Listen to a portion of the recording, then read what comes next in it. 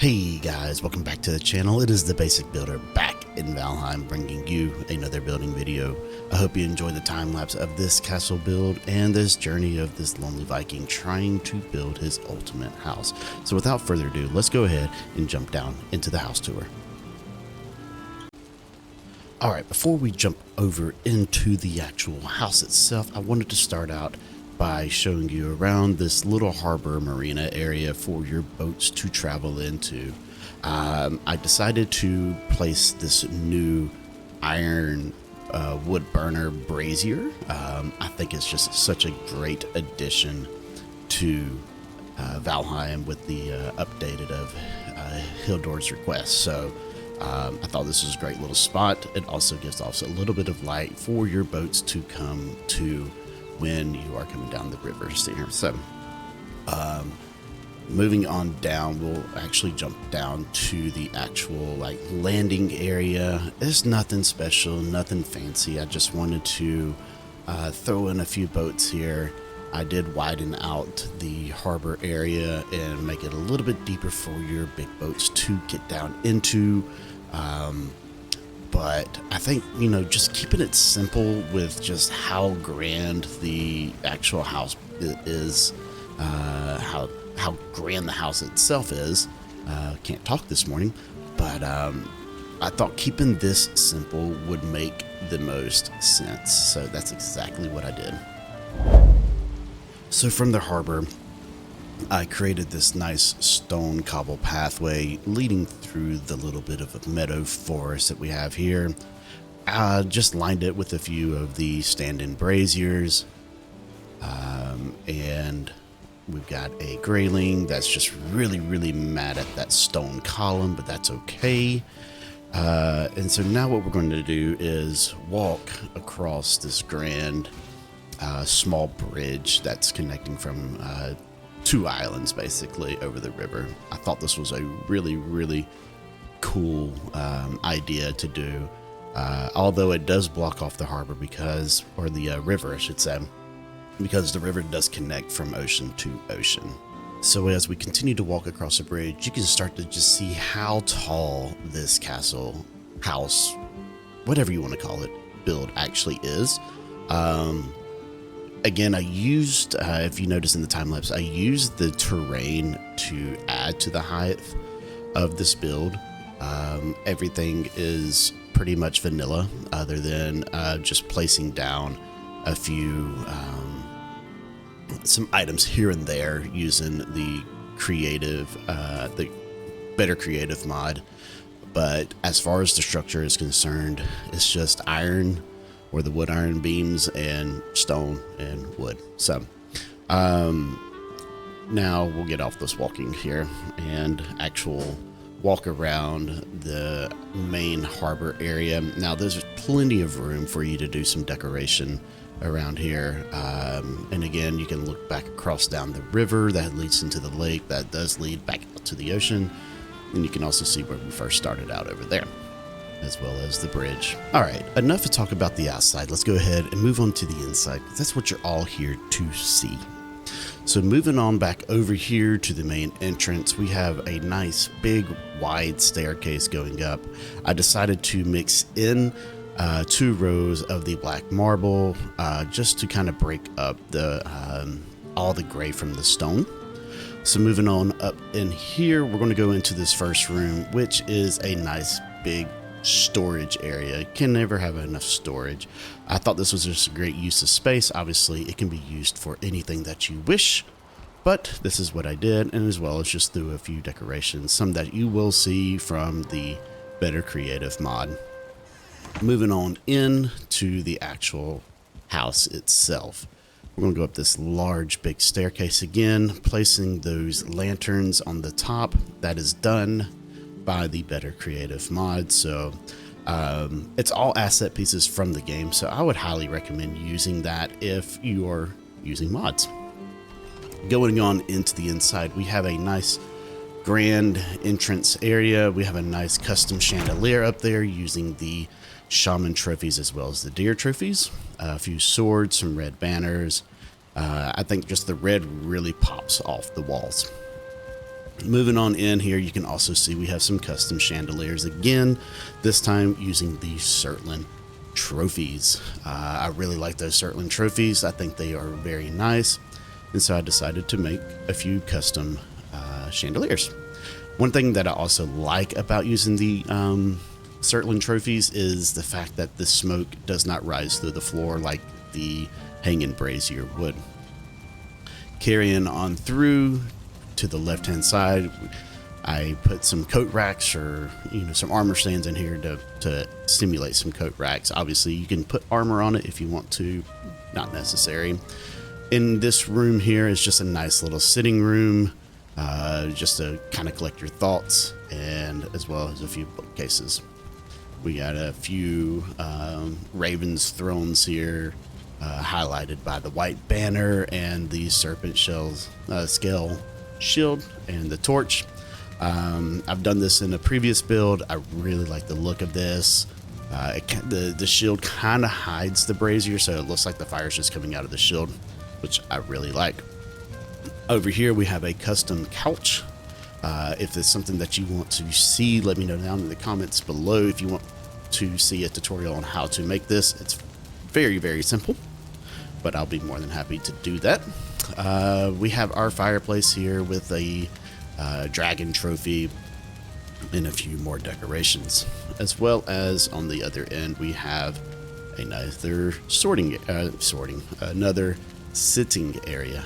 Getting ahead of myself. All right, so moving on, one of the things you will notice about this house, castle, again, whatever we want to call it, I'm going to call it a castle. You'll notice that it was built more for the aesthetics than the functionality. It's not the greatest of layouts. I will admit to that.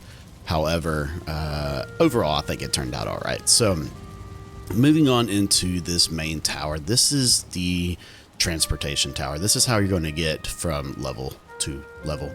But before we go up the stairs, let's go ahead and move on into this room here. This is going to be your workshop, basically. This is right above the storage area down below the first room that we went into.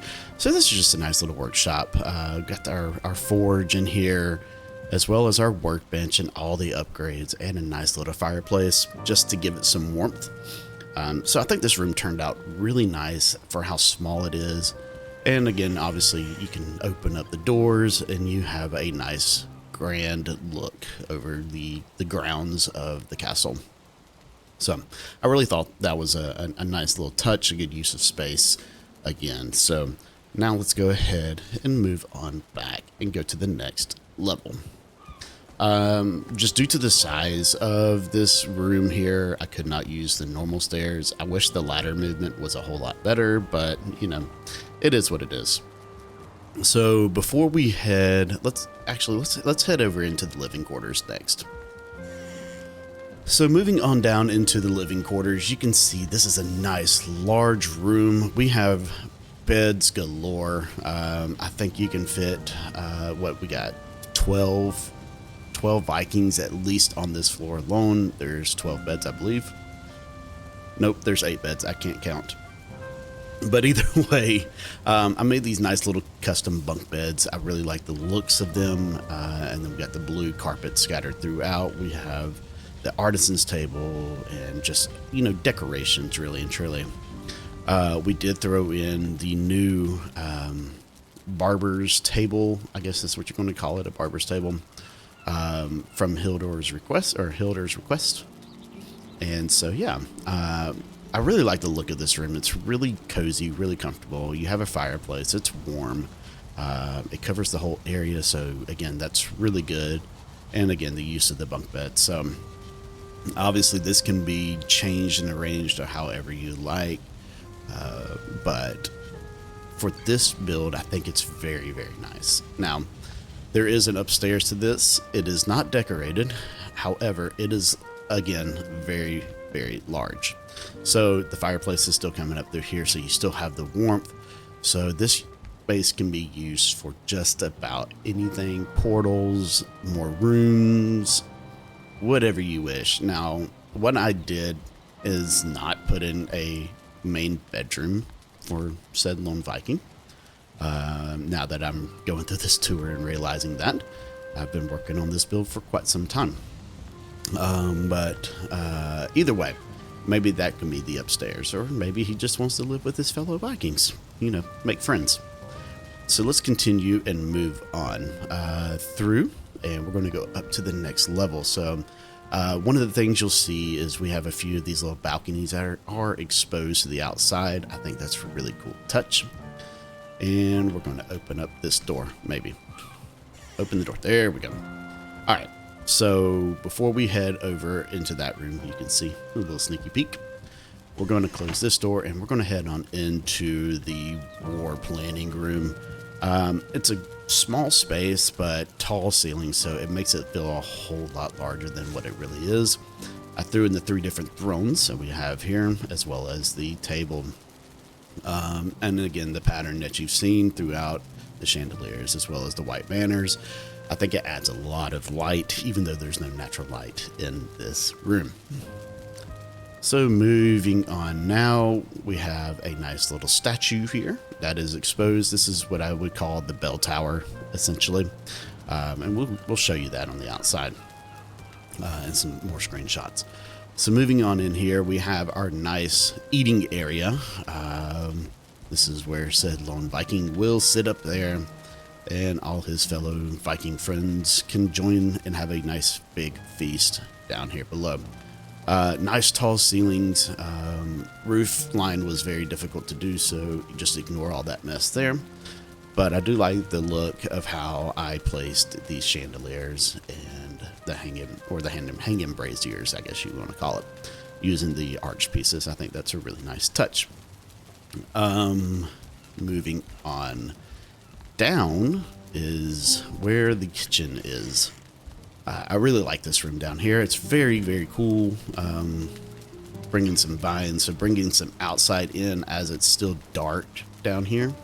But I think it's a really nice touch. We got our nice fermenters. I saw 9byte's channel, one of his recent builds where he stuck the forge coolers up underneath there, and I thought that was a really cool touch. So credit to 9byte on that idea. I've never done that or seen that before. So we have our cauldron and our iron, so our cooking stations.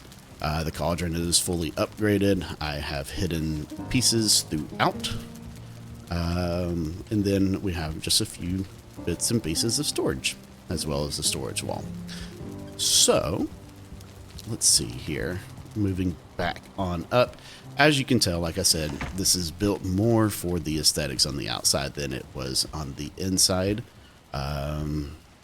So, you know, it is what it is. I am thoroughly happy with the way the build turned out. I'm enjoying these larger builds for some reason more. You know, pushing the boundaries and really just testing my skills. So, you know, I'm really happy with the way this turned out in the end. So, yeah, I think that's just about it. So guys, if you enjoyed the video, please give it a thumbs up. If you're new to the channel, go ahead and hit that subscribe button so you do not miss any more Valheim content. And guys, again, thank you for watching, and we'll see you in the next video. Take care. Bye-bye.